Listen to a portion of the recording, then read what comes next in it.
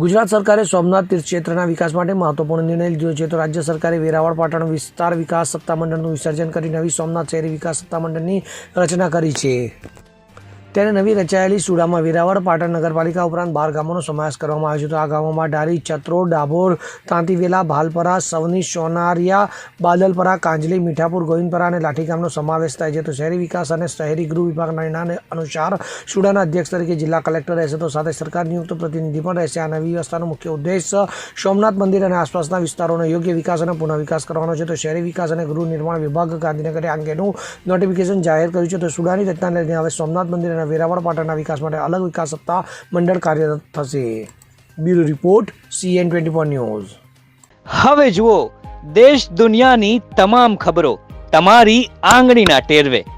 ઉઠાવો મોબાઈલ અને Google Play Store પરથી ડાઉનલોડ કરો અમારી CN24 ન્યૂઝ મોબાઈલ એપ.